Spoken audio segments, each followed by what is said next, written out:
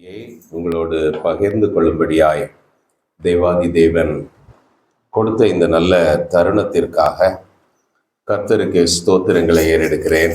என்னை அருமையாய் அழைத்த போதகர் அவர்களுக்கும் நன்றியை தெரிவித்துக் கொள்கிறேன். கண்களை மூடி நாம் ஆண்டவரை நோக்கி பார்க்கலாம்.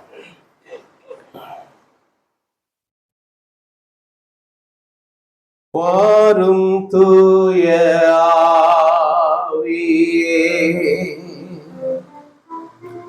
உம் பிரசன்னத்தை வாஞ்சிக்கிறோ, உம் வல்லமையால் எம்மை நீரைத்து நீராளுகை செய்யோ. வாரும் தூய ஆவியே, உம் பிரசன்னத்தை வாஞ்சிக்கிறோ, உம் வல்லமையால் எம்மை நீரைத்து நீராளுகை செய்யோ. ஜீவ தண்ணீர் நீரே, தாகம் தீர்க்கும் ஊற்று, ஆலோசனை கர்த்தரே, எமையாளுகை செய்யோ. ஜீவ தண்ணீர் நீரே, தாகம் தீர்க்கும் ஊற்று, ஆலோசனை கர்த்தரே, எமையாளுகை செய்யோ. வாரும் தூய ஆவியே, உம் பிரசன்னத்தை வாஞ்சிக்கிறோ, உம் வல்லமையால் எம்மை நீரைத்து நீராளுகை செய்யோ. எங்களை நேசிக்கிற நல்ல ஆண்டவரே, இந்த ஓய்வு நாளின் காலை வேளைக்காக உமக்கு நன்றி செலுத்துகிறோம். பலவிதமாய் மாறி வருகிற கால சூழ்நிலைகளை, உலக சூழல்களை நாங்கள் பார்த்து கொண்டே இருக்கிறோம். ஆண்டவரே, நாங்கள் கடைசி காலத்தில் வைக்கப்பட்டிருக்கிறோம் என்பதை உணர்கிறோம் சுவாமி. இந்த நாட்களிலே நாங்கள் என்ன செய்ய வேண்டும்?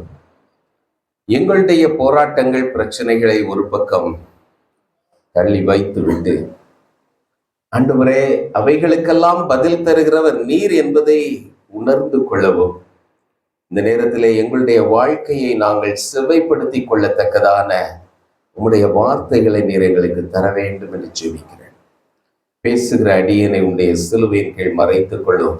கேட்கிற உடைய பிள்ளைகள் ஒவ்வொருவருடைய இருதயத்தையும் நீர் பண்படுத்தி நல்ல நிலமாக வைக்க வேண்டும் என்று ஜெபிக்கிறேன். ஆண்டவரே, இந்த வார்த்தைகள் ஒவ்வொருவருடைய இருதயத்திலும் நல்ல நிலத்தில் விழுந்த வித்தை போல ஆண்டவரை பெற்றுக்கொள்ளப்படத்தக்கதாய் தேவன் தாமே உதவி செய்கிறார். ஆசீர்வதியும் நீர் வழி நடத்தும். இயேசுவின் நாமத்தில் கேட்கிறோம் பிதாவே, ஆமென். இந்த நாளிலே நாம் பலவிதமான எண்ணங்களோடு இந்த இடத்தில் அமர்ந்து இருக்கலாம். உலகத்திலே பெரிய யுத்தத்தின் சத்தம் எழுப்பிக் கொண்டே இருக்கிறது. யுத்தம் நடந்து கொண்டே இருக்கிறது. ஒவ்வொருவரும் ஒவ்வொரு நாளும் ஒவ்வொரு கருத்தை சொல்லுகிறார்கள். ஆனால் எல்லாவற்றையும் நாம் வைத்து பார்க்கும் பொழுது வேதத்தில் ஆண்டவர் தீர்க்க தரிசனமாய் சொன்ன காரியங்கள் நிறைவேறுகிறது. ஒரு பக்கம் அப்படி நினைத்தாலும் அந்த யுத்தத்தின் வேதனை ஒருவேளை நம்மை இன்னும் தாக்கவில்லை. சரீர பிரகாரமாக கேட்கிறோம், சில நேரங்களிலே அதை குறித்து சிந்திக்கிறோம், வருத்தப்படுகிறோம், ஜெபிக்கிறோம், மீண்டும் அதை எளிதாய் மறந்து விடுகிறோம். ஏன் நம்முடைய ஆண்டவர் உருவாக்கின இந்த உலகம் அத்தனை பெரியது, அந்த பக்கத்தில் நடப்பது நம்மை பாதிக்காத அளவிற்கு நாம் சுகமாக இங்கே இருக்கிறோம். ஆனால் வசனம் என்ன சொல்லுகிறது என்பதை நாம் சிந்தித்து பார்க்க இந்த நாளிலே கடமைப்பட்டவர்களாய் இருக்கிறோம். மத்தேயு 24வது அதிகாரம் 6வது வசனம் நாம் அடிக்கடி கேட்ட வசனம்தான். யுத்தங்களையும் யுத்தங்களின் செய்திகளையும் கேள்விப்படுவீர்கள், கலங்காதபடி எச்சரிக்கையாய் இருங்கள். கலங்காதபடி நீங்கள் இருக்க வேண்டும் என்றால் இன்றைக்கு எச்சரிக்கையாய் இருங்கள். ஒருவேளை அந்த யுத்தத்தின் பக்கத்திலே யுத்த சத்தங்கள் காதிலே விழுகிற அளவிற்கு வாழ்ந்து கொண்டிருக்கிறவர்கள் இன்றைக்கு சந்தோஷமாக இருப்பார்களா? மகிழ்ச்சியாக இருப்பார்களா? கலங்காமல் இருப்பார்களா? ஆனால் ஆண்டவர் தம்முடைய பிள்ளைகளுக்கு என்ன சொல்லுகிறார்? நீங்கள் கலங்காமல் இருக்க வேண்டும் என்றால் எச்சரிக்கையாய் இருங்கள் என்று சொல்லுகிறார். இவைகளெல்லாம் சம்பவிக்க வேண்டியதே, ஆனாலும் முடிவு உடனே வராது. ஒரு பக்கம் யோசனை வருகிறது, ஏன் இப்படிப்பட்ட யுத்தங்கள், ஏன் இப்படிப்பட்ட அழிவுகள், உயிர் சேதங்கள் என்று எண்ணங்கள் ஒரு பக்கம் எழும்பினாலும் வசனம் சொல்லுகிறது இவைகளெல்லாம் சம்பவிக்க வேண்டியதே. ஒருவேளை நம்மால் இதை புரிந்து கொள்ள முடியவில்லை என்றாலும் வசனத்தை ஏற்றுக்கொள்ளுகிற நாம், வேதத்தின் அடிப்படையிலே விசுவாசிக்கிற நாம், இவைகளெல்லாம் சம்பவிக்க வேண்டியதே என்பதை நாம் அப்படியே எடுத்துக்கொள்ள வேண்டியவர்களாய் இருக்கிறோம். இவைகளெல்லாம் சம்பவிக்க வேண்டியதே, ஆனாலும் முடிவு உடனே வந்துவிடாது. இப்படி வசனம் சொல்லுகிறது. ஆண்டவராகிய இயேசு கிறிஸ்து சொன்ன இன்னொரு பகுதியை, வசனத்தையும் இன்னொரு பகுதியிலிருந்து குறிப்பிட விரும்புகிறேன். லூக்கா 21வது அதிகாரத்திலே நாம் பார்க்கும் பொழுது 31வது வசனம், 21:31, அப்படியே இவைகள் சம்பவிக்கிறதை நீங்கள் காணும்போது தேவனுடைய ராஜ்யம் சமீபமாயிற்று என்று அறியுங்கள். ஒரு பக்கம் சொல்லுகிறது வசனம், இவைகளெல்லாம் சம்பவிக்க வேண்டியதே, ஆனாலும் முடிவு உடனே வராது. இன்னொரு பக்கம் ஆண்டவர் சொல்லுகிறார், சம்பவிக்கிறதை நீங்கள் காணும்போது தேவனுடைய ராஜ்யம் சமீபமாயிற்று என்று அறியுங்கள். இவையெல்லாம் சம்பவிக்கும் முன் இந்த சந்ததி ஒழிந்து போகாதென்று மெய்யாகவே உங்களுக்கு சொல்லுகிறேன். வானமும் பூமியும் ஒழிந்து போம், என் வார்த்தைகளோ ஒழிந்து போவதில்லை. இன்றைக்கு ஒருவேளை இந்த இஸ்ரேல் தேசம், இந்த ஈரான் தேசத்திலே இப்படிப்பட்ட அழிவுகளை, ஒவ்வொரு கட்டடமாக அழிவது, ஒவ்வொரு ஊர்களும் பாதிக்கப்படுவது, உணவுக்கென்று வந்து நிற்கிற ஜனங்கள் கொல்லப்படுவது, இதையெல்லாம் கூட நம்மால தாங்க முடியல. ஆண்டவர் சொல்றாரு, வானமும் பூமி கூட ஒழிஞ்சிடும், வார்த்தை ஒழியாது. அப்ப இந்த வார்த்தையை நம்ம எவ்வளவு உறுதியாய் பிடித்து கொள்ள வேண்டும், எவ்வளவு முக்கியப்படுத்த வேண்டும், இந்த வார்த்தையை எவ்வளவு விசுவாசிக்க வேண்டும். ஒருவேளை இப்படிப்பட்ட அழிவுகளை எல்லாம் நாம் இந்த செய்திகளிலும், செய்தித்தாள்களிலோ, இல்லைன்னா இந்த யூடியூப் மூலமாகவோ, டிஜிட்டல் மீடியா எதுலையோ பார்க்கவில்லை என்றால் நமக்கு இது கட்டடம், இவ்வளவு பெரிய கட்டடம் உடைஞ்சு விழுன்றதை நம்மால் உணரக்கூடிய முடியாது. ஆனால் இன்றைக்கு அதை நாம் அதிசயித்து பார்க்கிறோம். ஆனால் ஆண்டவர் சொல்லுகிறார், வானம் பூமி கூட ஒழியும், ஆனால் என் வார்த்தை ஒழிந்து போகாது. எத்தனை பெரிய காரியம்! ஆனால் நாம் செய்ய வேண்டியது என்னது? உங்கள் இருதயங்கள் பெருந்திண்டியினாலும் வெறியினாலும் லௌகீக கவலையினாலும், இந்த மூன்றுல ஏதாவது ஒண்ணு நம்ம மனசுல, நம்முடைய வாழ்க்கையில நம்மை தேவனிடத்திலிருந்து பிடித்து இழுத்து கொண்டே இருக்கிறதை நாம் பார்க்க முடியும். பெருந்திண்டியினாலும் வெறியினாலும் லௌகீக கவலை, ஏதாவது ஒண்ணு பிடிச்சிட்டு இருக்குமே. ஒண்ணுலே ரொம்ப சந்தோஷப்பட்டு நிறைய சாப்பிட்டு அப்புறம் என்ன பண்ணேன்னு தெரியாம போய் படுத்துட்டு இருக்கோம். வெறியினாலும் லௌகீக கவலை, ஏதோ ஒரு காரியம் நம்மை காலையில் எழுந்த உடனே மனதை பாதிக்கிறது. இது எல்லாவற்றிற்கும் மேலாக ஆண்டவரை துதிப்பதற்கும் ஆராதிப்பதற்கும் நாம் ஆயத்தமுடையவர்களா இருக்கிறோமா? பாரமடையாதபடிக்கு என்ன செய்யணுமா? எச்சரிக்கையாயிருங்க. அங்கு என்ன சொல்லப்பட்டிருந்தது? கலங்காதபடிக்கு நீங்க என்ன செய்யணும்? எச்சரிக்கையாயிருங்கள். அப்புறம் இதெல்லாவற்றையும் சொல்லி விட்டு 36வது வசனத்திலே என்ன சொல்லப்பட்டிருக்கிறது? ஆகையால் இனி சம்பவிக்க போகிற இவைகளுக்கெல்லாம் நீங்கள் தப்பி மனுஷகுமாரனுக்கு முன்பாக நிற்க பாத்திரவான்களாக எண்ணப்படுவதற்கு எப்பொழுதும் ஜெபம் பண்ணி விழித்தீர்கள். இந்த சம்பவிக்க போற காரியத்துக்கெல்லாம் நீங்க தப்பித்துக் கொள்ளணும். இதுல அழிந்து மாண்டு போவதற்கல்ல, தப்பித்து கொண்டு மனுஷர் குமாரனுக்கு முன்பாக நிற்க பாத்திரவான்களாக எண்ணப்படுவதற்கு. அப்போ அந்த அளவிற்கு இந்த காரியம்லாம் ஒரு பக்கம் அழிவு, பொல்லாப்புகள், வேதனைகள் இதெல்லாம் வருது. இதெல்லாம் பார்த்து நீங்க கலங்காதுங்க, எச்சரிக்கையாயிருங்க. இந்த காரியங்களை எல்லாவற்றையும் கடந்து நீங்கள் மனுஷகுமாரனுக்கு முன்பாக நிற்பதற்கு பாத்திரவான்களாக எண்ணப்படுவதற்கு என்ன செய்யணுமா? ஜெபம் பண்ணி விழித்திருங்கள். நன்றாக கவனிக்கணும். இது விழித்திருந்து ஜெபம் பண்ணுவதில்லை, ஜெபம் பண்ணிட்டு விழித்திருப்பது. அவருடைய சத்தத்தை கேட்ட உடனே புத்தியுள்ள கன்னிகைகள் எல்லாரும் தூங்கிட்டு தான் இருந்தாங்க, எழுந்து கொண்டார்கள். அவர்களுடைய தீவெட்டிகள் ஏற்றப்பட்டது, எண்ணெய் ஆயத்தமாயிருந்தது. உடனே அவரை எதிர்கொண்டு செல்வதற்கு ஆயத்தமாயிருந்தார்கள். அதைத்தான் இங்கு வசனம் ஜெபம் பண்ணி விழித்திருங்கள். ஜெபம் பண்ணிட்டு அதை மறந்துடாதுங்க, விழித்திருங்கள்.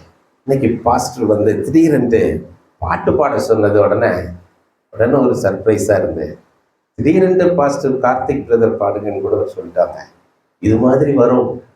அந்த நாள் கண்ணியை போல் உங்களுடைய வாழ்க்கையிலே வராதபடிக்கு அவர் பாடுறதுக்கு ஒருவேளை ரெடியா இல்லைன்னாலும் அவர்கிட்ட பாட்டு இருந்துச்சு, எண்ணெய் இருந்துச்சு, அழகாக ஒரு பாடலை பாடினார். இன்றைக்கு இது போல நம்முடைய வாழ்க்கையில அந்த நாள் ஒரு கண்ணியை போல் வரும். அவர் இன்னைக்கு பாட்டு பாட சொல்லுவார்னு நினைச்சிட்டு வரல, திடீரென்று பாஸ்டர் பாட சொல்லிட்டாங்க. திடீரென்று ஆண்டவர் வருவார். அது கண்ணியை போல் இராதபடிக்கு நம்ம என்ன செய்யணும்?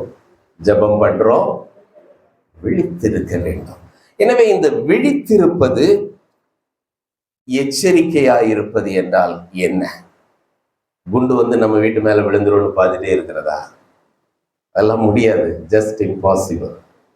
காரியங்கள் மாறிக்கொண்டே வருகிறது. எப்படியெல்லாம் உலக இந்த ஜியோ பொலிட்டிக்கல் சினாரியோ மாறுகிறது என்பதை பாருங்க. இப்போ ட்ரம்ப் பாகிஸ்தான்ல இடம் போடுறாரு. அது எப்படி எல்லாமோ மாறுது. அவர் அங்க உட்கார்றது நமக்கு ஆபத்துன்னு பேசுறாங்க. அவங்க உட்கார்ந்த சைனாவை கண்ட்ரோல், எப்படி என்று மனிதர்கள் காரியங்களை மாற்றி மாற்றி பேசுவதும் அதற்கு வியாக்கியானம் கொடுப்பதும், இதையெல்லாம் கேட்டு கேட்டு கேட்டு நம்ம என்ன பண்ணிடக்கூடாது? அதனால நம்முடைய இருதயம் பாரமடைந்து போகிறதற்கு இடம் கொடுத்துடக்கூடாது. நியூஸை பார்த்து பார்த்து பார்த்து பார்த்து கடைசியில் பைபிள் படிக்க முடியாம போயிடக்கூடாது. நியூஸ் பார்க்கணும், என்ன நடக்குன்னே தெரியாம வாழக்கூடாது. ஆனால் நம்ம இதை மறந்து விடக்கூடாது. இதெல்லாம் நடக்கும், இனி சம்பவிக்க போகிற இதை எல்லாவற்றையும் கடந்து மனுஷகுமாரனுக்கு முன்பாக நாம் நிற்க பாத்திரவான்களாக எண்ணப்படும்படிக்கு ஜெபம் பண்ணி விழித்திருங்கள். எனக்கு தேவன் வைத்திருக்கிற பாதை வேறு என்பதை இந்த நாளிலே குறித்து கொள்ளுங்கள். நாம் ஒவ்வொருவருக்கும் தேவன் வைத்திருக்கிற பாதை வேறு. இன்றைக்கு உலகத்தார் இவைகளை பார்க்கிறது போல நாம் பார்ப்பது அல்ல.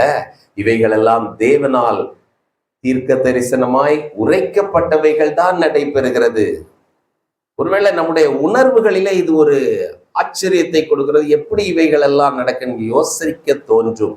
ஆனால் வசனம் திட்டமாக சொல்லுகிறது, நீங்கள் ஜெபம் பண்ணி விழித்திருங்கள், எச்சரிக்கையாயிருங்கள். இந்த எச்சரிப்பை பற்றி நாம் பார்க்கும் பொழுது, நம்ம ஆண்டவரோடு இசைந்திருப்பது எப்பொழுது நம்ம எச்சரிக்கையா இருக்கிறோமான்னு முதல்ல ஒரு கேள்வி கேட்கிறது. ஜெபம் பண்ணி விழித்திருக்கிறவர்களா இருக்கிறோமா? எச்சரிக்கையா இருக்கிறோமா?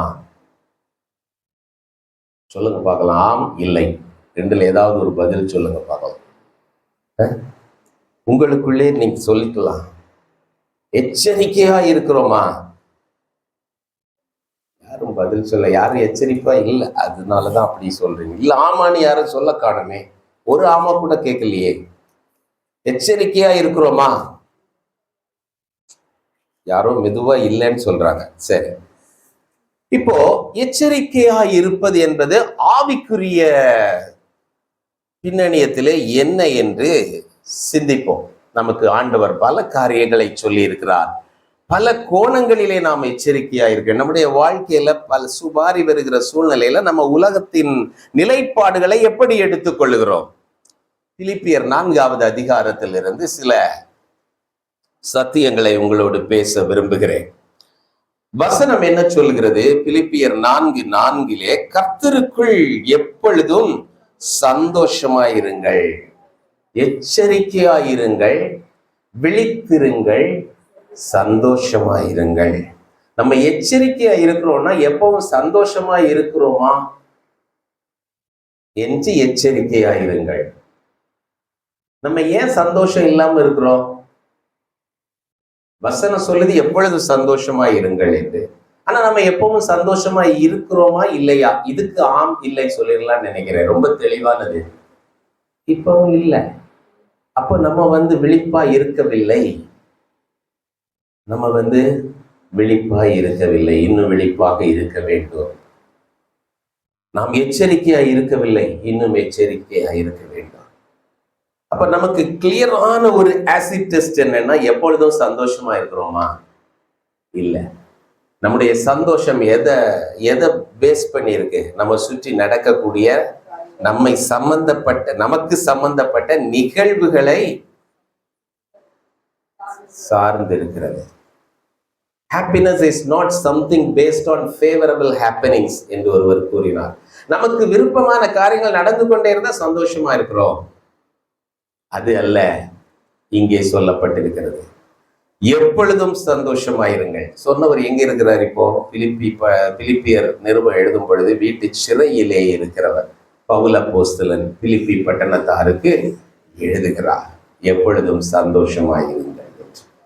அப்போ எச்சரிக்கையாயிருங்களேன்னா அதுக்கு ஒரு சிம்பிள் ஆசிட் டெஸ்ட் தான். நாம் எப்பவும் சந்தோஷமா இருக்கிறேன்னா நிகழ்வு எல்லாம் வித்தியாசமா தான் நடந்து கொண்டே இருக்கும்.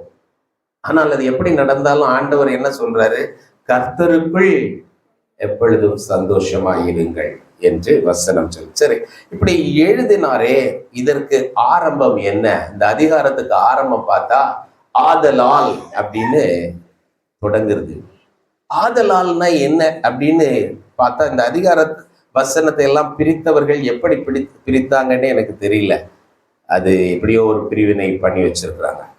ஆனால் நாம் தொடர்ச்சியாக இதை படிக்க முடியும்.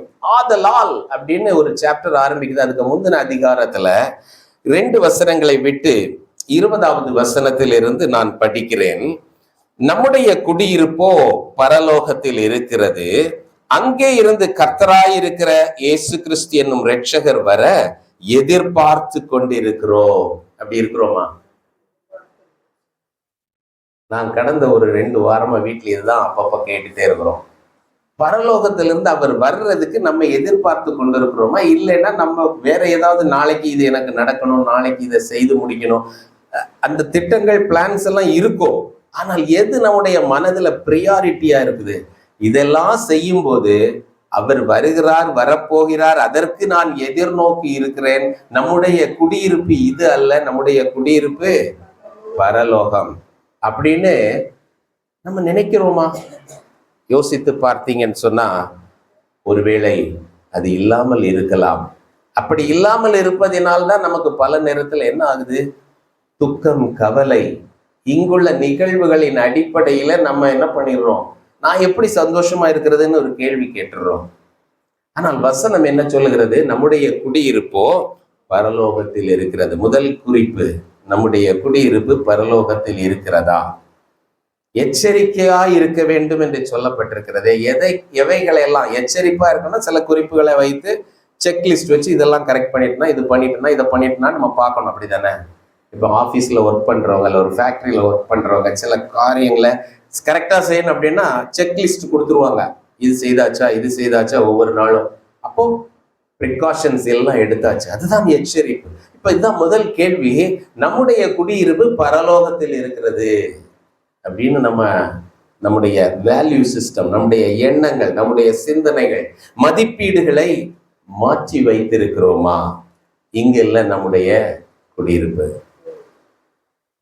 நம்ம இங்க என்ன பண்றோம்? we are only travelers. இங்கே பிரயாணித்து கொண்டிருக்கிறோம். நாம் எத்தனை ஆண்டுகள் ஆண்டவர் கொடுத்திருக்கிற ஆண்டு? 50 ஆண்டா இருக்கலாம், 40, 60, 70, எத்தனை ஆண்டுகளோ, 80, 90, 100 கூட இருக்கலாம். ஆண்டவர் கொடுத்தாருன்னா இருந்துட்டு நம்ம அங்கதான் போறோம். இது நம்முடைய எண்ணத்தில் முதலாவது இருக்கணும். அங்கிருந்து நம்முடைய கர்த்தராகிய இயேசு கிறிஸ்து வருவதற்கு நாம் எதிர்பார்த்து கொண்டிருக்கிறோம். ஸோ இந்த டிராவல் பீரியட்ல எங்க டிராவல் பண்ணிட்டு இருந்தாலும் அவர் வந்தா என்ன பண்ணுவோம்? ஆகாயத்திலே நாம் அவரை சந்திப்போம். இது 2 பாயிண்ட்டும் முதல்ல கிளியரா வைத்துக் கொள்ளும். அப்புறம் அடுத்த வசனம், அவர் எல்லாவற்றையும் தமக்கு கீழ்ப்படுத்தி கொள்ளத்தக்க தம்முடைய வல்லமையான செயலின்படியே நம்முடைய அற்பமான சரீரம், நம்ம சரீரம் இன்னைக்கு பலனற்ற சரீரமா இருக்கலாம்.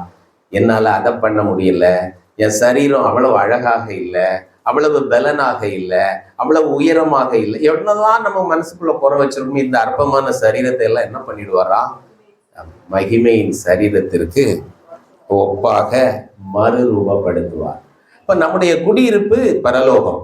அங்கிருந்து அவர் நம்ம குடியிருப்புக்கு கூட்டிட்டு போறதுக்கு வருகிறார் என்று காத்து இருக்கிறோம். அவர் வரும் பொழுது அவருடைய மகிமையின் சரீரத்திற்கு ஒப்பாக நம்ம இப்ப கண்ணாடி முன்னாடி நின்று பார்த்து வேதனைப்பட்டுட்டுலாம் இருக்கிறோம்ல, இது எல்லாம் மாறிடுமே.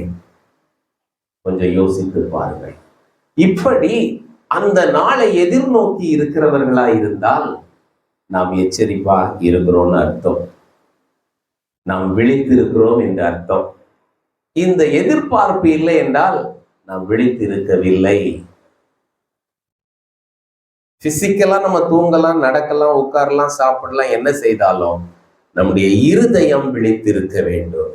நம்முடைய இருதயம் எச்சரிக்கையாக இருக்க வேண்டும். நம்முடைய இருதயம் எதிர்நோக்கி இருக்க வேண்டும் அவரை.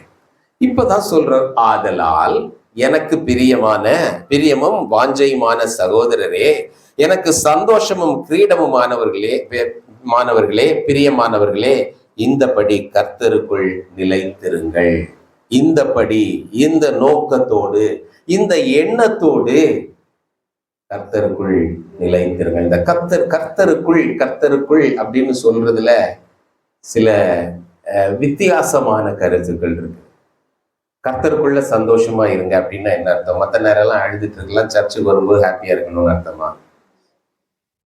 அப்படியா? இல்லை. இப்போ கர்த்தருக்குள்னா என்ன அர்த்தம்? சரி, இன்னும் கொஞ்சம் கீழே போ, கடைசியில் அது முடிக்கிறதுக்கு முன்னாடி அதை சொல்றேன். கர்த்தருக்குள் ஒரே சிந்தையாயிருக்க எயோதியாளுக்கும் சிந்திக்கையாளுக்கும் புத்தி சொல்லுகிறேன். எயோதியாள், சிந்திக்கையாள் என்று 2 பேர் இருக்கிறாங்க. 2 சகோதரிகளுக்கு இடையில ஏதோ ஒரே சிந்தை அவங்க இருக்கல, கருத்து வேறுபாடுகள் ஏதோ ஒன்று இருக்கிறது. ஆனால் அவர்கள் எப்படி இருக்கணும்? கர்த்தருக்குள் ஒரே சிந்தையா இருக்கணும். அப்படின்னா சர்ச்சுக்கு வரும்போது ஐக்கியமா இருங்க, வீட்டுக்கு போன பிறகு சண்டை போடுங்க இல்ல. இந்த கர்த்தருக்குள் விசுவாசிகள் மத்தியில பயங்கர குழப்பத்தை வச்சிருக்கிற ஒரு வார்த்தை, கர்த்தருக்குள்ள தானே பிரதர்? சரி அப்படின்றவாங்க. சரி, அது என்னன்னு கர்த்தருக்குள். 3வது, அன்றியும் என் உத்தம கூட்டாளியே, அவர்களுக்கு உதவியாயிருக்கும்படி உன்னையும் வேண்டிக் கொள்கிறேன். அவர்கள் ஒரே சிந்தையாய் இருப்பதற்கு நீ உதவி செய். சர்ச்சுக்குள்ள இருக்கவங்க ஒரே சிந்தையா இருக்கிறதுக்கு நம்ம ஒருத்தருக்கு உதவி செய்யறோமா? இல்ல எங்கேயாவது கோல் மூட்டி விடுறோமா? சொந்தத்துக்குள்ளால ஒரே சிந்தையா எல்லாரும் இருக்கிறதுக்கு உதவி செய்கிறோமா? ஆண்டவர் இங்க வசனம் சொல்லுகிறது, அவர்களுக்கு உதவி செய். அவர்கள் கிளேமந்தோடும் மற்ற என் உடன் வேலையாட்களோடும் கூட சுவிசேஷ விஷயத்தில் என்னோட கூட மிகவும் பிரயாசப்பட்டார்கள். யாரு? சிந்திக்கையாள், எயோதியாள், சுவிசேஷ விஷயத்துல இவருக்கு கூட கிளமெண்ட்னு யாரோ ஒர்க் பண்ணியிருக்காரு. அதுதான் தமிழ்ல கிளேமந்தோடும்னு இருக்கு. என் உடன் வேலையாட்களோடும் கூட இவங்கெல்லாம் வேலை செய்தாங்க. அவர்களுடைய நாமங்கள் ஜீவ புஸ்தகத்திலே எழுதப்பட்டிருக்கிறது. இன்றைக்கு நாம் ஆண்டவரை ஏற்றுக்கொண்ட பொழுது, அவருடைய பிள்ளைகளாய் மாறின பொழுது நம்முடைய நாமங்கள் ஜீவ புஸ்தகத்தில் எழுதப்பட்டிருக்கிறது. எழுதப்பட்ட பிறகும் ஏக சிந்தையா நம்ம வாழாம இருக்கிறோம். அது பைபிள்லயும் அப்படிதான் இருந்திருக்கிறாங்க. ஆனா அவங்க அப்படியே இருக்கட்டும்னு பவுல் விடல. அவர் எங்கேயோ இருக்காரு, எங்க ஜெயில இருக்கிறாரு. அங்க இருந்துட்டு இவங்க 2 பேருக்கும் உள்ள கருத்து வேறுபாடு, ஐயோ இது சரியில்லையே. தேவனுடைய பிள்ளைகள், தேவனுடைய ஜீவ புஸ்தகத்திலே பேர் எழுதப்பட்ட பிள்ளைகள் இப்படி கருத்து வேறுபாடோடு இருக்கக்கூடாதே. இன்னைக்கு நம்ம காலையில வந்த டைம்ல பிரதர் ஜெபம் பண்ணாங்க. சபையில கூட நம்ம பிரிந்திருக்கிறார்கள் என்றெல்லாம், சிலர் அப்படி பிரிந்திருக்கிறார்கள், சிலர் வீட்டுக்குள்ளே சேர்ந்து இருந்தாலும் கருத்து வேறுபாடோடு இருக்கிறாங்க. இவைகள் எல்லாவற்றையும் விளக்க வேண்டும். எச்சரிக்கையாயிருங்கள்னா இதுதான் எச்சரிக்கை. குண்டு தலையில விழுந்துருமான்னு பார்த்து ஷெல்டருக்குள்ள போய் இருக்கிறது அல்ல. நீங்கள் எச்சரிக்கையாயிருங்கள், ஜெபம் பண்ணி விழித்திருங்கள். இவைகள் எல்லாவற்றையும் கடந்து அவருக்கு முன்பாக நாம் போய் நிற்க வேண்டுமே. அதற்கு தகுதியுள்ளவர்களாக எண்ணப்படும்படிக்கு ஜெபம் பண்ணி விழித்திருங்கள்னா ஒவ்வொரு காரியத்தை குறித்தும் நான் எப்படி நடந்து கொள்ளுகிறேன். இது எல்லாத்துக்கும் ஆசிட் டெஸ்ட். எப்பொழுதும் சந்தோஷம் ஏன் என் மனசுல இல்லை? யார் மேலேயாவது ஒரு கோபத்தை வச்சுட்டு இருக்கிறோமா?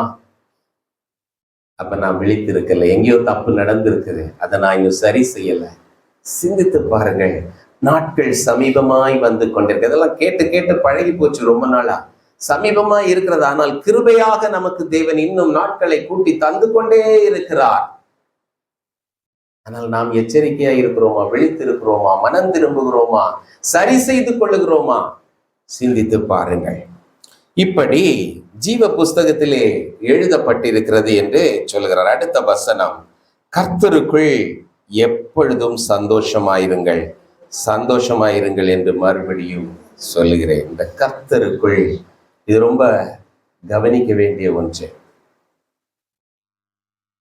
மேலிருந்து பார்த்தீங்கன்னா, கர்த்தருக்குள் நிலைத்திருங்கள், கர்த்தருக்குள் ஏக சிந்தையாயிருங்கள், கர்த்தருக்குள் எப்பொழுதும் சந்தோஷமாயிருங்கள். இன்னும் பல இடங்கள்ல பவுல் அப்போஸ்தலன் எழுதும் பொழுது கர்த்தருக்குள் ஒருவரை ஒருவர் தாங்கி, ஒருவருக்கு ஒருவர் கீழ்ப்படிந்து, இப்படி எல்லாம் இருக்குது. இப்ப கர்த்தருக்குள் பிள்ளைகளே, கர்த்தருக்குள் பெற்றோருக்கு கீழ்ப்படியுங்கள். அப்போ கீழ்ப்படியாமல் இருக்கலாமா?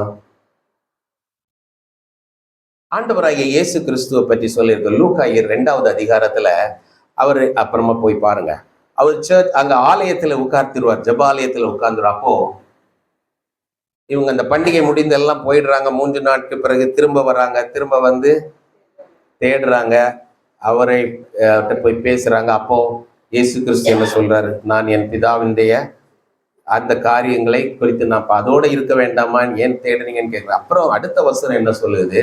அவர் போய் அவர்களோடு கூட நாசரேத்துல அவர்களுக்கு கீழ்ப்படிந்திருந்தார். கர்த்தருக்குள் கீழ்ப்படிந்திருந்தார் நாங்க போடல. நன்றாக கவனிக்க வேண்டும். கீழ்ப்படிந்திருந்தார்.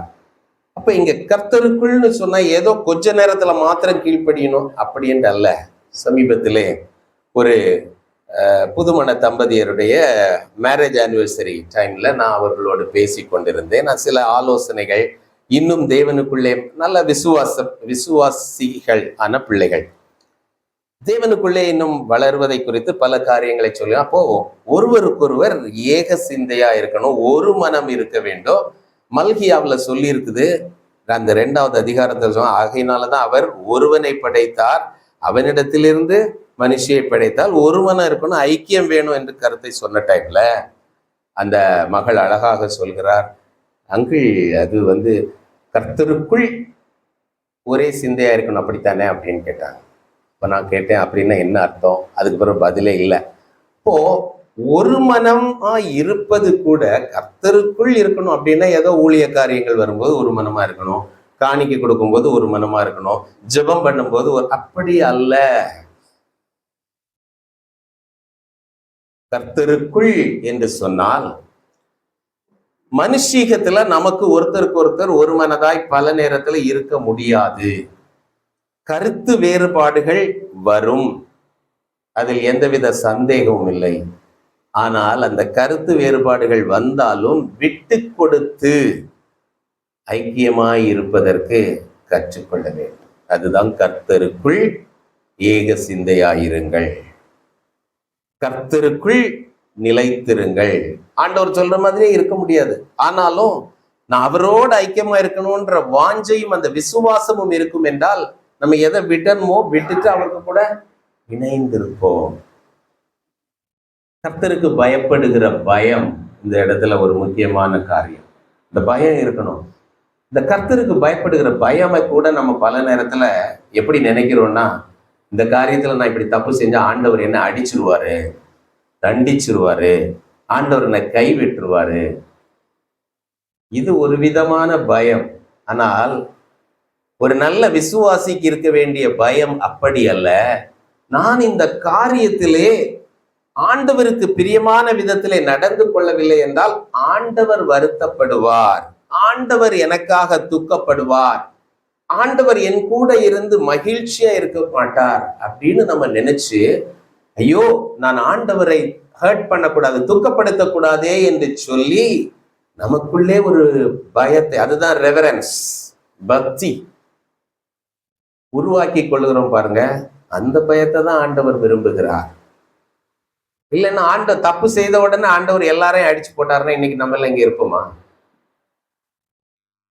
சொல்லுங்க, இருக்க மாட்டோம். எத்தனையோ தவறுகள். ஆண்டவர் அப்படி அடிக்கிறவர் அல்ல. சரி, அவர் அடிக்கலன்னு சொல்லிட்டு பயப்படாம இருந்தா?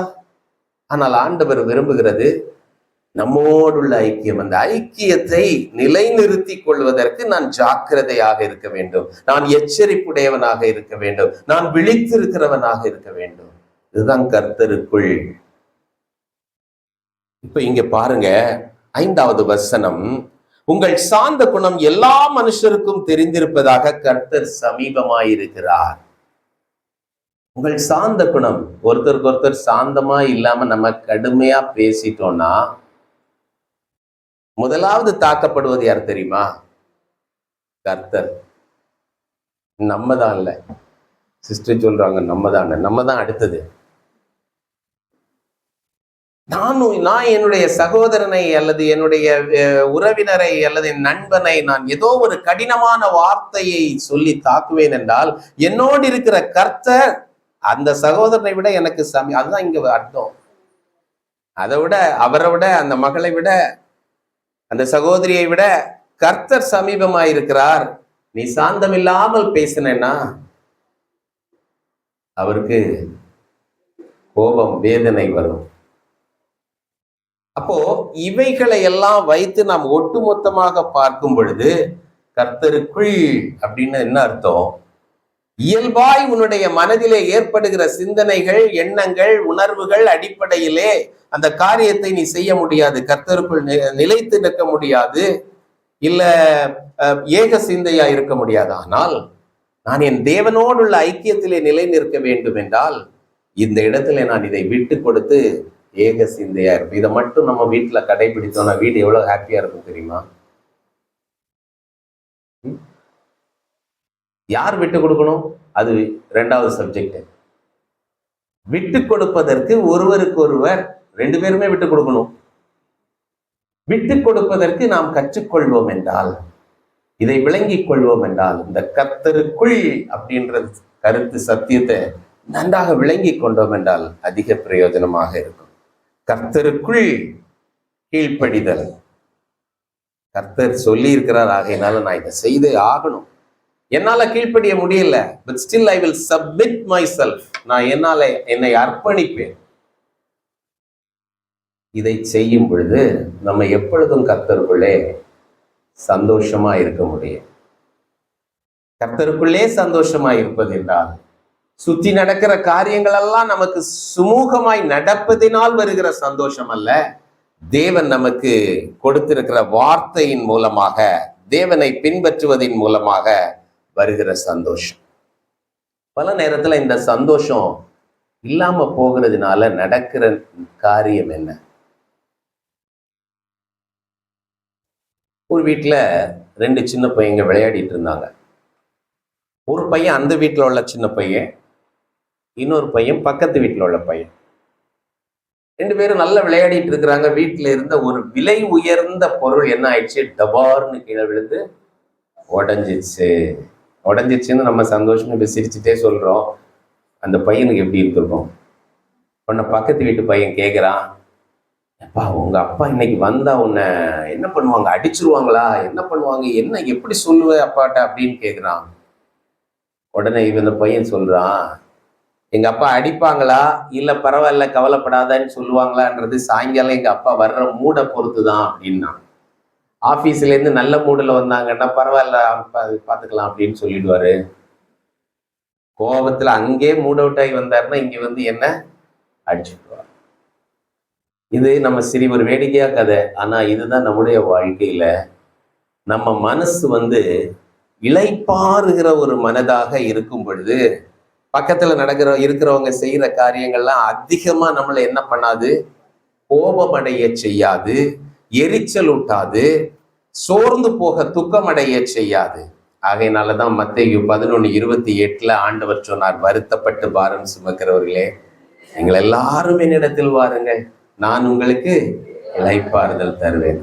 நம்முடைய இருதயம், தேவனுடைய பிள்ளைகளுடைய இருதயம் எப்பொழுதும் இளைப்பாறிக்கொண்டே இருக்கணும். இந்த இளைப்பாறுகிறது, கர்த்தருக்குள் சந்தோஷமாய் இருக்கிறது, இது எல்லாம் ஒன்றுதான். உலகத்தார் சந்தோஷமாயிருங்கன்னா ஆட்டம் போடுறது, அதை பார்க்கறது, இதை பார்க்கறது, நமக்கு அது இல்லை. இளைப்பாறுகிற இருதயம், நம்முடைய குடியிருப்பு பரலோகத்தில் இருக்கிறது, அங்கிருந்து என் கர்த்தர் வர இருக்கிறார், நான் அவரை சந்திக்க ஆயத்தப்பட்டு கொண்டிருக்கிறேன் என்கிற அந்த ஒரு பாசிட்டிவ் திங்கிங், எதிர்நோக்கி இருக்கக்கூடிய ஒரு எண்ணம். ஆகையினால அந்த இளைப்பாறுகிற இருதயம் எப்பொழுதும் நமக்கு இருக்கா? ஆனால் வாழ்க்கையிலே நிஜமான காரியம் அல்லது யதார்த்தமாய் நாம் சொல்ல வேண்டும் என்றால் நாம் கலங்கி போகிற நேரங்கள் உண்டு. சும்மா இப்படி மேலோட்டமாய் சொல்லிக் கொண்டு போவது எளிது. ஆனால் நாம் கலங்குகிற நேரம் உண்டு, துக்கம் அடைகிற நேரம் உண்டு, பாடு அனுபவிக்கிற நேரங்கள் உண்டு, வேதனைகள், பிறருடைய வார்த்தைகளால் நாம் குட்டப்பட்டு, பிறருடைய செயல்களால் நாம் துக்கமடைந்து நிற்கக்கூடிய நேரங்கள் உண்டு. நம்முடைய செயல்களினால், நாம் செய்த தவறுகளினால் நாம் துக்கப்படுகிற நேரமும் உண்டு. உண்டா இல்லையா? கிறிஸ்தவர்கள் தவறை செய்ய மாட்டோமா? ஐயோ நான் இதை ஏன் செய்தேன்னு நினைச்சு வருத்தப்படுகிறதுலே எவ்வளவோ நாட்கள் வீணாய் போயிருக்கிறது. இவங்க இப்படி சொல்லிட்டாங்களேன்னு துக்கப்பட்டது, அதற்கென்று அவங்கள்ட்ட பேசுனது நிமித்தமாய் வந்த பிரச்சனை, இப்படி எவ்வளவோ காரியங்கள் நடக்கிறது.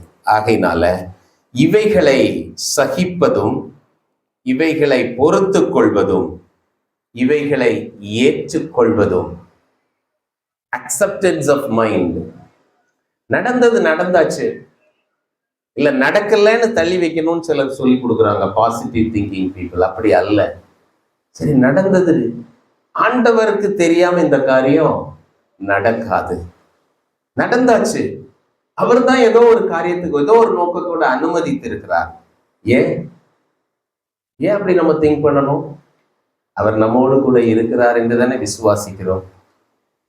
அவருடைய நாமத்தின் மேல் விசுவாசம் உள்ளவர்களாய் அவரை ஏற்றுக்கொண்டவர்கள் எத்தனை பேர்களோ அத்தனை பேர்களும் அவருடைய பிள்ளைகள் ஆகும்படி அதிகாரம் கொடுத்திருக்கிறார். அவருடைய பிள்ளைகள் தானே நம்ம. அவருக்கு தெரியாதா? இந்த அறிவும் இந்த உணர்வும் நம்முடைய மனதிலே அந்த நேரத்தில் கிரியை செய்யணும். நம்ம மனதை அட்டாக் பண்ணதில்லை சில நிகழ்வுகள், இல்லைன்னா சாத்தான் வந்து திரும்ப திரும்ப நமக்குள்ளே அந்த எதிர்மறையான சிந்தனைகளை கொண்டு வந்து நம்மை துக்கப்படுத்தும் பொழுது, நம்முடைய அந்த சமாதானத்தை நாம் இழந்து நிற்கும் பொழுது, நமக்குள்ளே இளைப்பாறுகிற தன்மை இல்லாமல் நிற்கும் பொழுது, இது என் தேவனுக்கு தெரியாமல் நடந்து விடவில்லை. சமீபத்துல ஒரு முறை என்ன நடந்தது, எங்களுடைய பிள்ளைகளை நாங்கள் இந்த கிறிஸ்துமஸ் டைம்ல ஊருக்கு அவங்க போனாங்க, அனுப்புறதுக்காக புறப்பட்டு சென்றோம். ரயில்வே ஸ்டேஷனுக்கு இங்கிருந்து சென்ட்ரல் போகிறதுக்கு நார்மலாக டாக்ஸி எல்லாம் எடுத்தால் ஒரு 50 மினிட்ஸ் 1 ஹவர் ஆகும்.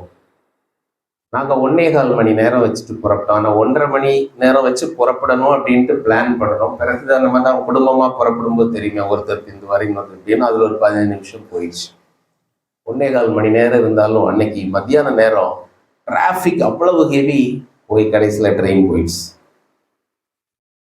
போயிடுச்சு. ஒரு பக்கம் கோபம், சின்ன பிள்ளைங்க எல்லாம் கையில் இருக்கு, திரும்ப வர்றதா இல்லை நாளைக்கு அங்கே மார்னிங் போய் சேரணும், இப்படி பல இதுகளில் நான் எப்படியா போகணும்னு சொல்லியாச்சு. போய் பார்த்தா ஸ்டேஷனில் போனால் நெக்ஸ்ட் ட்ரெயின் இன்னொன்று இருந்தது, அதில் ஒரு டிக்கெட் இருந்தது. எப்படியோ எல்லாம் டிக்கெட் வாங்கிட்டு ட்ரெயின் ஏறிட்டாங்க. எனக்கு மனசுக்குள்ள நம்ம 1.5 மணி நேரத்துக்கு முன்னாடி புறப்பட்டிருந்தா ட்ரெயின் போயிருக்காதுல்ல, இப்படி லேட் ஆயிடுச்சேன்னு அப்படி மனசு கொதிக்குது. இன்னொன்று, இங்க இருந்து அந்த டிராவல் பண்ணும்போது டிராஃபிக் ஒவ்வொரு சிக்னல்லையும் நிற்கும் போதும் மனசு என்ன அடிக்குது, ட்ரெயின் போயிட்டும். சரி, நான் அது முடிஞ்சாச்சு. அப்புறம் என்னுடைய சம்பந்தி அவங்க தான் அங்கே கோயம்புத்தூர்ல ரிசீவ் பண்றாங்க. அவங்களுக்கு ஃபோன் பண்ணி சொன்னேன், டிக்கெட் ட்ரெயின் மிஸ் பண்ணிட்டாங்க அப்படின்ட்டு. நான் சொல்றதுக்கு முன்னாடி அவங்களுக்கு இன்ஃபர்மேஷன் போயிடுச்சு. அவங்க கூட சொல்றாங்க, அது பரவாயில்ல தான், நீங்கள் கவலைப்படாத, ஆண்டவருடைய சித்தம் இருக்கலாம், அதனால நம்ம இதை வருத்தப்பட வேண்டிய அவசியம் இல்லை. ஆனால் இது என்ன ஆண்டவருடைய சித்தம் அப்படிதான் நான் நினைச்சேன். ஆனால் அது அப்புறமா உட்கார்ந்து நான் சிந்திக்க ஆரம்பித்தேன். அவர் ஒரு நல்ல ஊழியக்காரர், பாஸ்டர். நான் அதை உட்கார்ந்து சிந்திக்க ஆரம்பித்தேன். அதை நம்ம ஆண்டவருக்கு தெரியாம நடந்ததில்லை, அது 100%. ஆண்டவர் அதை அனுமதிச்சிருக்கிறாரு.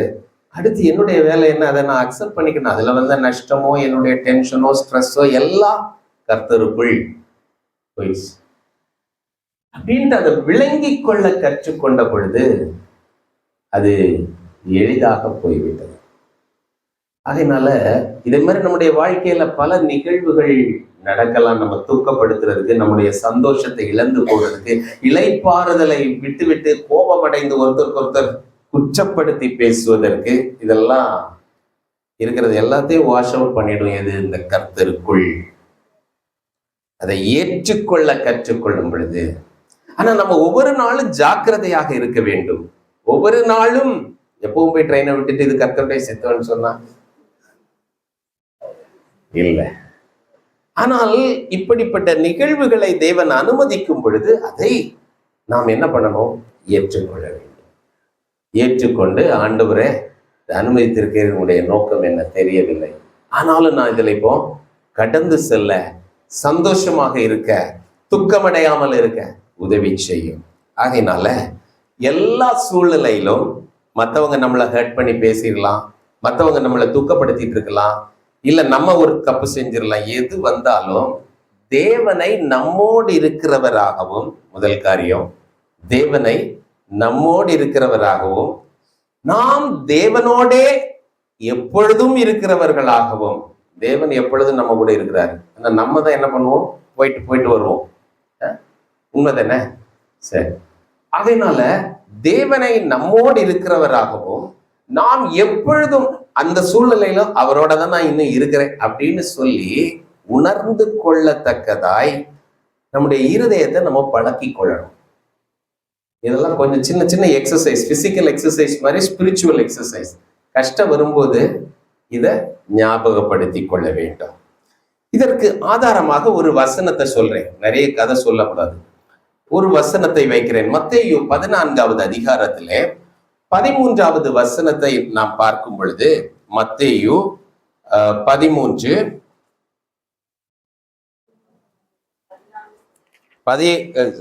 மத்தேயு 14வது அதிகாரம் 13வது வசனம். யாராவது ஒருவர் வாசியுங்கள்.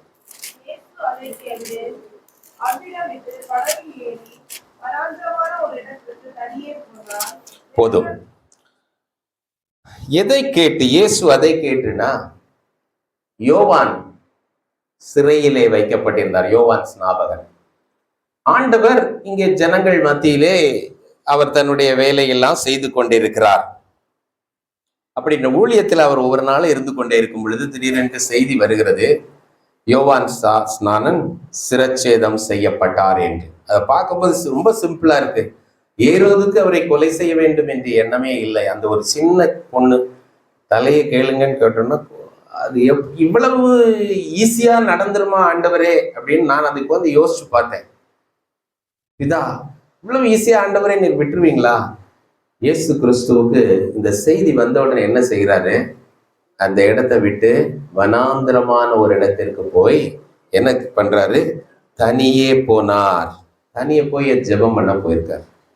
இன்னைக்கு நமக்கு இந்த மாதிரி பிரச்சனைகள், இந்த சோர்வுகள் எல்லாம் வந்து நம்முடைய மனக்கலக்கத்தின் மத்தியில உடனே நம்ம செய்ய வேண்டியது என்ன, செய்து கொண்டு இருக்கிறத விட்டுட்டு போய் தனியா போய் ஆண்டவரிடத்துல பேச போகணும்.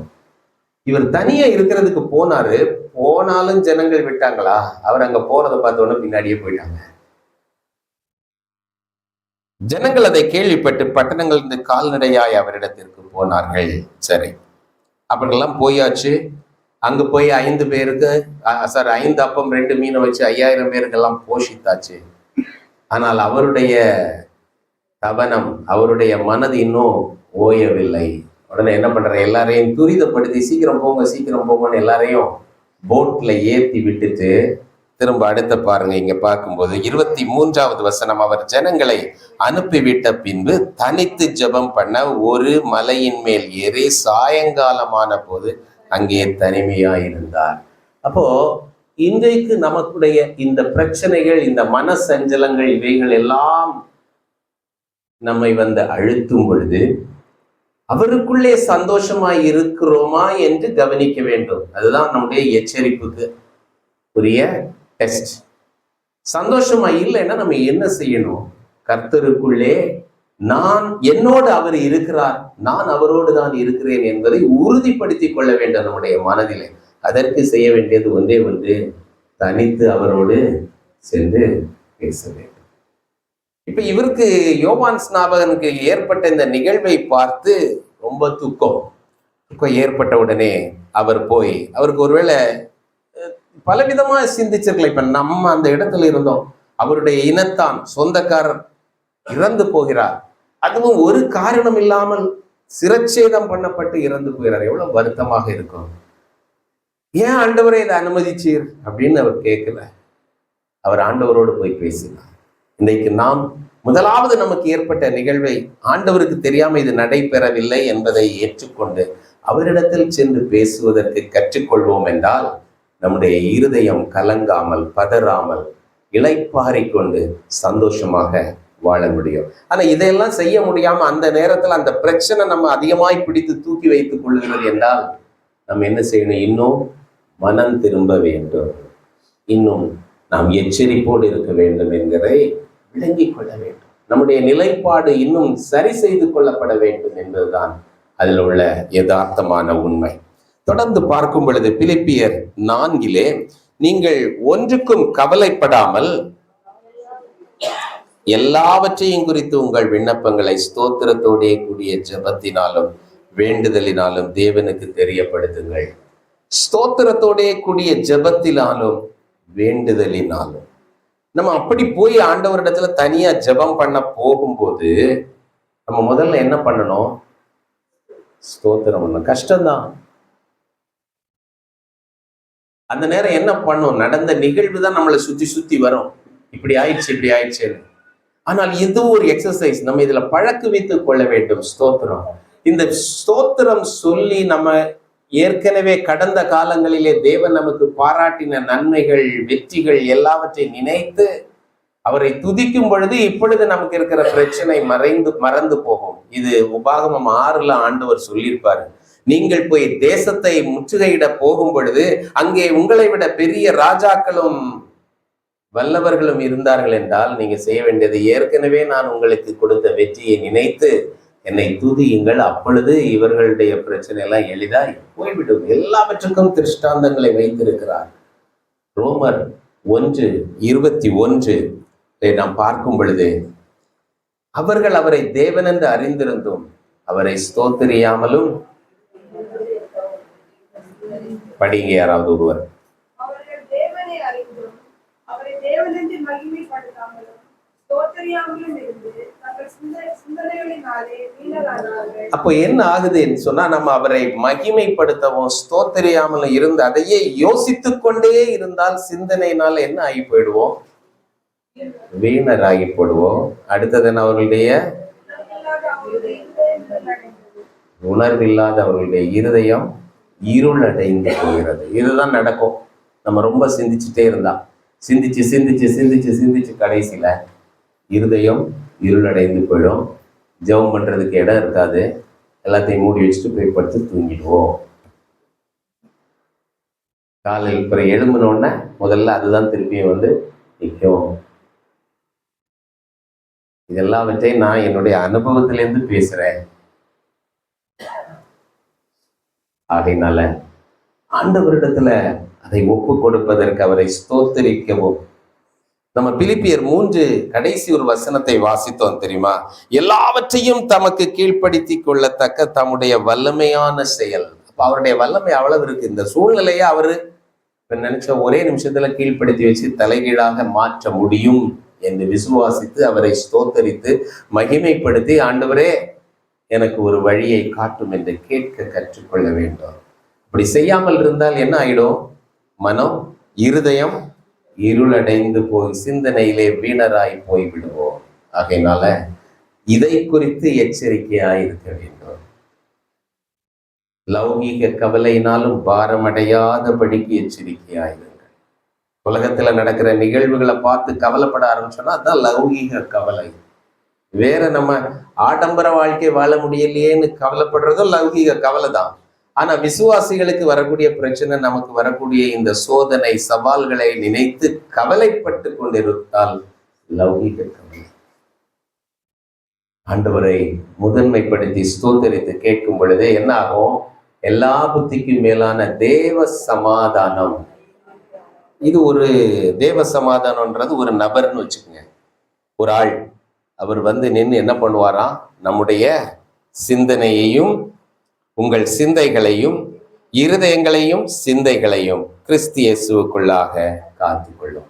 இது எப்படி நடக்கும்? அது எப்படி நடக்கும்னு எனக்கு விளக்கமா நம்ம சொல்ல முடியாது. இதை தேவ சமாதானத்திலே வாழ்வதற்கு நாம் செய்ய வேண்டியவைகள் என்ன என்று பார்த்தால், கொலோசையர் 3வது அதிகாரம் படிச்சு பார்த்தோம்னா, 3வது அதிகாரம் 1-2 வசனத்திலே நாம் பார்க்கும் பொழுது, நீங்கள் கிறிஸ்துவுடன் கூட எழுந்தது உண்டானால் தேவனுடைய வலது பார்சத்தில் வீற்றிருக்கும் இடத்தில், கிறிஸ்து தேவனுடைய வலது பார்சத்தில் வீற்றிருக்கும் இடத்தில் உள்ள மேலானவைகளை தேடுங்கள்.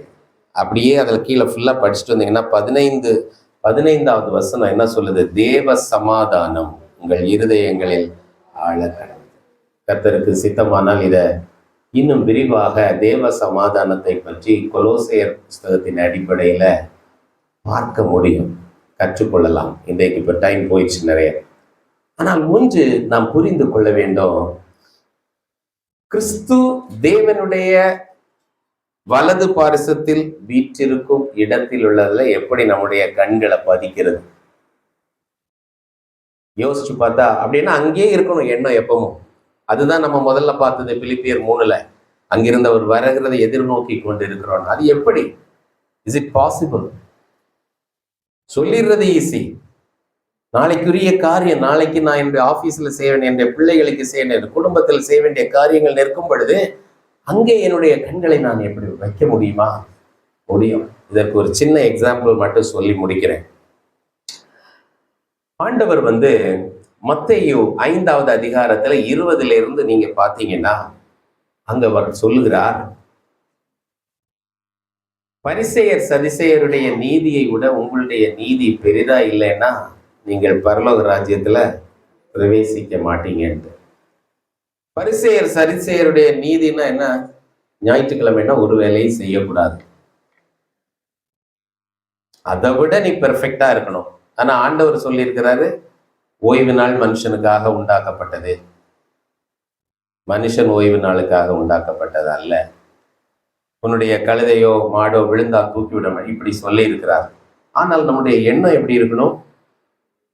ஆண்டவருக்காக நான் ஓய்ந்திருக்க வேண்டும். இன்னும் கோபமடைந்தாலே அந்த 3 லெவல்ஸ் சொல்லி இருக்கிறாரு. நியாயமில்லாமல் கோபிக்கிறவன், தன் சகோதரனை பார்த்து மூடனே என்று சொன்னா எரி நரகத்துக்கு, இப்படி பல இதை சொல்லியிருக்காரு. ஆனா பழைய ஏற்பாட்டுல என்ன, கொலை செய்தாதான் பாவம், கோபப்படுறது பாவம்னு கற்பனையில இல்லை. அப்போ அந்த பரிசேயர் சதிசேயர் பின்பற்றி வந்த அந்த கற்பனைகளை விட உன்னுடைய வாழ்க்கை தரம் இன்னும் மேலா இருக்கணும்னு சொல்லி அதுக்கப்புறம் தான் வரிசையா 5வது அதிகாரம் ஃபுல்லா, 6வது அதிகாரம் ஃபுல்லா, 7வது அதிகாரத்திலையும் ஆரம்பத்துல பாத்தீங்கன்னா மற்றவங்களை குற்றவாளியா தீர்க்காதுங்கன்னு எல்லா போதனைகளை எல்லாம் கொடுத்துட்டு இவ்வளவுத்தையும் படிச்சு பார்த்தா இது மலை மாதிரி நிற்கிது. ஆண்டவரே இதெல்லாம் என்னால முடியுமா? 11வது வசனத்துல ஆண்டவர் சொல்றாரு, பரிசுத்த ஆவியை நீங்க கேளுங்கள். அப்போ இதெல்லாம் செய்யறதற்கு உங்களால முடியாது. நீங்க பரிசுத்த ஆவியை 7:11 சொல்றாரு, பரிசுத்த ஆவியை கேளுங்கள், கேளுங்கள் அப்பொழுது உங்கள் சந்தோஷம் நிறைவாகும்படி பெற்றுக்கொள்வீர்கள். அப்ப இதையெல்லாம் செய்து நீங்கள் சந்தோஷமா இருப்பதற்கு நீங்க என்ன கேட்கணும்? பரிசுத்த ஆவியானவரை கேட்க வேண்டும். இப்ப பிரியமானவர்களே, இப்ப ஆரம்பத்திலேருந்து எல்லாவற்றையும் ஒட்டுமொத்தமாக பார்த்தால் காரியத்தின் தாற்பயம் என்ன? நம்ம எச்சரிக்கையா இருக்க வேண்டும், விழித்திருக்க வேண்டும். இதற்குரியதான சோதனை நம்ம எப்பவும் சந்தோஷமா இருக்கிறோமா, இருதயம் இளைப்பாறுகிறதாக இருக்கிறதா? இது இளைப்பாறாமல் இருதயம் இருக்கிறது என்று சொன்னால் நம்முடைய வாழ்க்கையின் நிகழ்வுகளினால் நாம் பல சவால்களை சந்திக்கும் பொழுது நாம் சோர்ந்து போகிறோம், கலங்கி நிற்கிறோம். அதை ஏற்றுக்கொள்ள மனதற்றவர்களாய் இருப்பதுதான் நம்மளை துக்கப்படுத்துகிறது. அதை ஏற்றுக்கொண்டு இது என் தேவனுக்கு தெரியாமல் இது என் வாழ்க்கையில நடைபெறவில்லை, இந்த சூழ்நிலையிலும் தேவன் என்னோடு கூட இருக்கிறார், நானும் அவரோடு கூட தான் இருக்கிறேன், அவர் எனக்கு போதுமானவர் என்று சொல்லி நாம் சிந்திக்க கற்றுக்கொண்டோம் என்றால், இந்த பிரச்சனையை விட தேவன் என்னோடு சேர்ந்து இருப்பது எனக்கு மேலான பாக்கியம் என்று நினைப்பதற்கு நம்முடைய மனதை, இருதயத்தை பழக்குவித்துக் கொண்டோம் என்றால் அவருடைய ஐக்கியம் நம்மை என்ன பண்ணும்? சந்தோஷமா இருக்க பண்ணும். இதுக்கு ஒரு சின்ன எக்ஸாம்பிள். நாங்க இப்ப இருக்கிற வீடு கட்டிட்டு இருந்த டைம்ல ஒரு 3 வருஷமா கட்டணும். பாஸ்டுக்கு தெரியும், இந்த 2 லாக்டவுன் எல்லாத்துலயும் மாட்டி ரொம்ப கஷ்டப்பட்டு நிறைய பிரச்சனைகள், அப்பா அம்மா வீட்டுல சிக்கா இருந்து மறித்து போனார்கள், எல்லா பிரச்சனைகள். இவைக்கு மத்தியில எல்லாம் செய்து முடிச்சு வர்ற டைம்ல கடைசியில பார்த்தா சம்பு லீக் ஆகுது சார்னு சொன்னாங்க ஒரு நாள். இதுக்கு மேல என்ன பண்றதுன்னு தெரியல.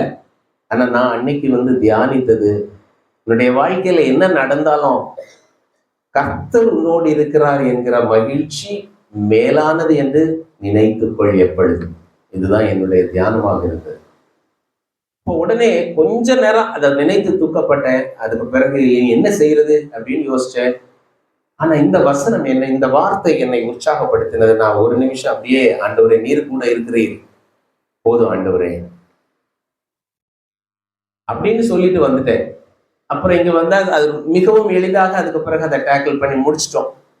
ஆனால் அந்த நேரத்திலே சோர்ந்து போயிருந்தால் மிகவும் கடினமான ஒரு சூழ்நிலையாய் மாறி இருக்கும். ஆகையினால அந்த நிகழ்வு நடந்தோன்னா முதல்ல அதை அக்செப்ட் பண்ணிக்கணும். இப்பவும் கடவுள் கூட இருக்கிறார், கடவுள் கூட இருக்கிறது தான் பெருசு இந்த நிகழ்வை விடன்னு ஆண்டவரிடத்துல போவதற்கு கற்றுக்கொள்ள வேண்டும்.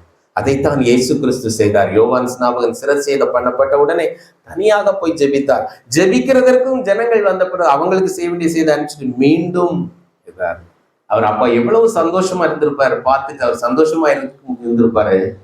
அங்க பாக்குறாரு, இவங்க எனக்கு முன்னாடி போன ஜனங்கள், இவங்க சீஷர்கள் எல்லாம் என்ன பண்றாங்க, படகுல தவித்து கொண்டிருக்காரு, இவர் கடல் மேல நடந்து போறார். இப்போ தேவன் இப்படி நம்மை நடத்த வல்லவர் என்பதையெல்லாம் நாம் மனதிலே கொண்டு எச்சரிக்கையாய் இருக்க கற்றுக்கொள்ள வேண்டும். ஆனால் இது பல நேரங்களிலே சவாலாக தான் நமக்கு நிற்கும். எல்லாம் சொல்லி அனுப்பிடலாம் இன்னைக்கு ஒரு பாசிட்டிவா பேசி, ஆனால் பல நேரத்துல இது என்ன பண்ணும், சவாலாக நிற்கும்.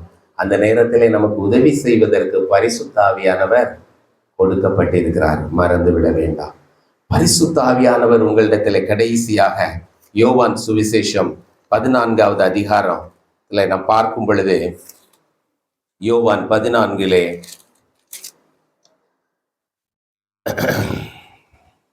26வது வசனம். 14 என் நாமத்தினாலே பிதா அனுப்ப போகிற பரிசுத்த ஆவியாகிய தேற்றரவாளனே எல்லாவற்றையும் உங்களுக்கு போதித்து நான் உங்களுக்கு சொன்ன எல்லாவற்றையும் உங்களுக்கு நினைப்பூட்டுவார். அப்போ இன்னைக்கு இப்ப எல்லாம் கேட்டீங்க இல்லையா, இதையெல்லாம் சூழ்நிலை வரும் பொழுது நமக்கு நினைப்பூட்டுகிறது யார்? பரிசுத்த ஆவியானவர். ஆகையினாலதான் எபேசியர் 1:13 சொல்லியிருக்கு, நீங்கள் வாக்குத்தத்தம் பண்ணப்பட்ட இந்த சுவிசேஷத்தை ஏற்றுக்கொண்டு அவருடைய பிள்ளைகள் ஆகும் பொழுது வாக்குத்தத்தம் பண்ணப்பட்ட பரிசுத்த ஆவியினாலே முத்திரை போடப்பட்டீர்கள். 1 யோவான் 3:9 என்ன சொல்லப்பட்டிருக்கிறது? தேவனால் பிறந்தவனுக்குள்ளே அவருடைய வித்து இருக்கிறது. அப்ப இந்த வித்து என்னது? தேவனுடைய பரிசுத்த ஆவியானவர் நமக்குள்ளே முத்திரையாக வைக்கப்பட்டவர். இந்த ஒரு வித்து எப்படி வளர்ந்து வருமோ, உள்ள போட்ட வித்து எல்லாம் வளர்ந்து வரணும்ல. பரிசுத்த ஆவியார் நமக்குள்ளே இருக்கிறவர் வளர்ந்து வியாபித்து கொண்டே வளர்ந்து வந்தார் என்றால் நம்மை முழுமையாக ஆளுகை செய்கிறவர் யார்? பரிசுத்த ஆவியானவராய் போய்விடும். அதைத்தான் நாம் இங்கே பார்க்கிற இந்த சூழ்நிலைகள்ல யார் நமக்கு போதிப்பார்? பரிசுத்த ஆவியார். நம்ம போதனைன்னு சொன்னோம்னா பல நேரத்துல மூளைக்கு வர்றதுதான் போதனைன்னு நினைக்கிறோம். இந்த பரிசுத்த ஆவியானவர் இருதயத்திற்கு போதிப்பார். இருதய போதிக்கப்படும் பொழுது என்ன ஆகும்? இருதயம் கலங்காம நிற்கும். அதுக்கு பேர் தான் வெளிப்பாடு. வெளிப்பாடு இல்லாம கிறிஸ்தவ வாழ்க்கை இல்லை.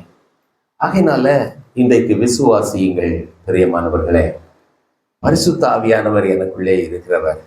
இந்த மாதிரி உள்ள சூழ்நிலையில எல்லாம் என்னை போதித்து, என்னை உற்சாகப்படுத்தி, என்னை தேற்றி, என்னுடைய இருதயத்தை கலங்காமல் வைத்திருப்பது யார்? பரிசுத்த ஆவியானவர். நான் அவருக்கு விட்டு கொடுக்க வேண்டும். அவர் என்னோடு பேசுகிற தெய்வம். கண்களை மூடி அவரை நோக்கி பார்க்கலாமா? அவர் பேசுகிற தெய்வம். இன்றைக்கு மாத்திரமல்ல, என்றைக்குமே அவர் பேசுகிற தேவனாய் இருக்கிறார். பேசும்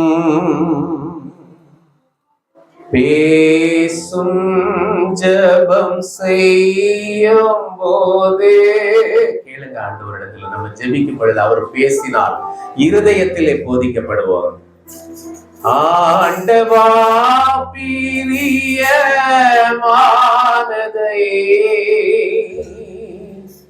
இப்போ காட்டும் செய்ய ஆயத்தம். ஆண்டவா பிரியமானதை இப்போ காட்டும் செய்ய ஆயத்தம்.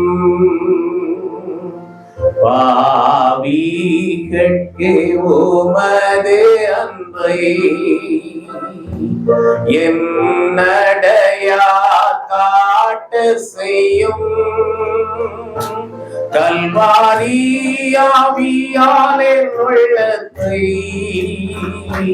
போரில் வெல்ல அபிஷேகியோ. கல்வாரியாவியாலே உள்ளத்தை போரில் வெல்ல அபிஷேகியோ. பேசோ, ஒவ்வொரு நாளும் பேசணும். பேசோ ஜெபம் செய்யும் போதே ஆண்டவா பிரியமானதை இப்போ காட்டும் செய்ய ஆயத்தம். ஆண்டவா பிரியமானதை இப்போ காட்டும் செய்ய ஆயத்தம். என் ஜீவிய நாட்கள் எல்லாம் நீ சென்ற பாதையில் செல்லுவே. ஆசித்து தாரே எனதெல்லாம் அப்பனே வல்லமை தந்திடோ. ஆசித்து தாரே எனதெல்லாம் மீட்பரே வல்லமை தந்திடோ.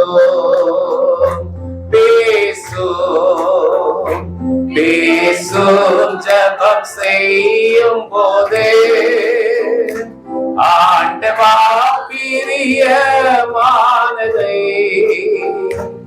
இப்போ காட்டும் செய்ய ஆயத்தம். எங்களை நேசிக்கிற நல்ல ஆண்டவரே, இந்த நாளிலும் அப்பா நீர் தந்த நல்ல வார்த்தைகளுக்காக உமக்கு ஸ்தோத்திரம். தேசத்திலே ஆண்டவரை யுத்தங்களையும் யுத்தங்களின் செய்திகளையும் கேள்விப்படுவீர்கள். ஆனாலும் முடிவு உடனே வராது. உங்கள் இருதயம் கலங்காமல் எச்சரிக்கையாயிருங்கள். நீங்கள் ஜெபம் பண்ணி விழித்திருங்கள் என்றெல்லாம் எங்களுக்கு சொன்னீங்களே சுவாமி. எச்சரிப்பு என்றால் என்ன?